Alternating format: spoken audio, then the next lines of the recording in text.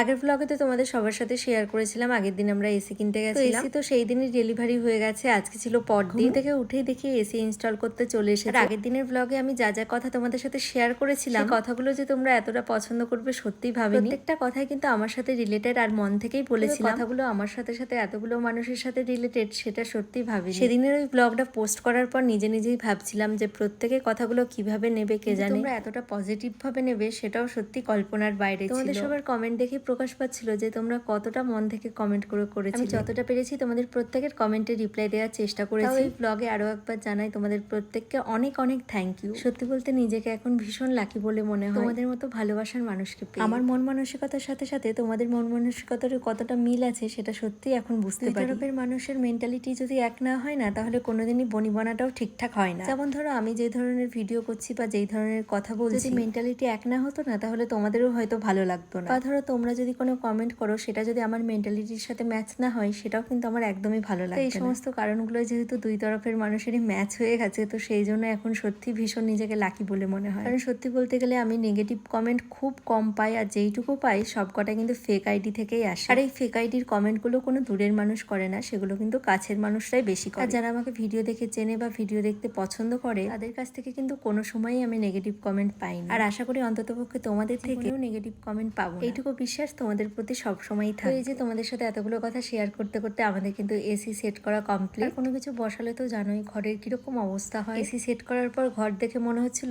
ঘরের সাথে যেন যুদ্ধ হয়ে গেছে। এই যে দুজন মিলে এখন ঘর পরিষ্কার করতে লেগে গেছে। আমার থেকে তোমাদের দাদাভাই বেশিরভাগটা পরিষ্কার করেছে, কারণ ও এইসব ব্যাপারে ভীষণ এক্সপার্ট। চলো আমরা এইদিকে ঘর গুছিয়ে নিই, তার সাথে তোমাদের সাথেও কয়েকটা কমেন্ট শেয়ার করি। ফার্স্টেই যে কমেন্টটা শেয়ার করবো সেটা পি মন্ডল প্রোফাইল থেকে কমেন্টটা এসেছে। কমেন্টটা ছিল আমার খুব ভালো লাগে তোমাদের দুজনকে, অনেক অনেক থ্যাংক ইউ এত সুন্দর একটা কমেন্ট করার জন্য। এইভাবেই পাশে থেকো আর ভালোবাসা দিয়ে। কমেন্ট বক্সে আরো একটা কমেন্ট চোখে পড়লো, তো চলো এটাও শেয়ার করি। এই কমেন্টটা করেছে দীপ চক্রবর্তী। কমেন্টটা ছিল কে কি বললো জানি না, তোমার কথাগুলো খুবই ভালো লাগলো দিদি ভাই, তোমাকে অনেক অনেক ধন্যবাদ ভাই, এভাবেই পাশে থেকো। তো যাই হোক, এইদিকে কিন্তু আমাদের ঘর পরিষ্কার করা কমপ্লিট। এখন ওই আর কি এসিটা যেহেতু সেট হয়ে গেছে, তো সেই জন্যই আর কি দুজন মিলে চালিয়ে দেখছিলাম। কপাল ভাবতে পারছো এই মাসটা তো প্রচন্ড গরম পড়লো, তবে এসি কেনার পর দিন থেকে কিন্তু সকাল থেকে বৃষ্টি শুরু। যেদিন ইনস্টল হয় সেদিন মোটামুটি একটু গরম ছিল, তবে পরদিন থেকে তো প্রচন্ড ঠান্ডা ওয়েদার, মানে কি আর বলবো। যাই হোক, আজকের ব্লগটা তোমাদের কেমন লাগলো অবশ্যই কমেন্ট করে জানিও, ভালো লাগলে লাইক কমেন্ট করে দিও। প্রোফাইলে যারা নতুন তারা এরকম ভিডিও দেখতে চাইলে অবশ্যই পেজটাকে ফলো করে দিও। তো চলো আজকের মতো সকলকে টাটা।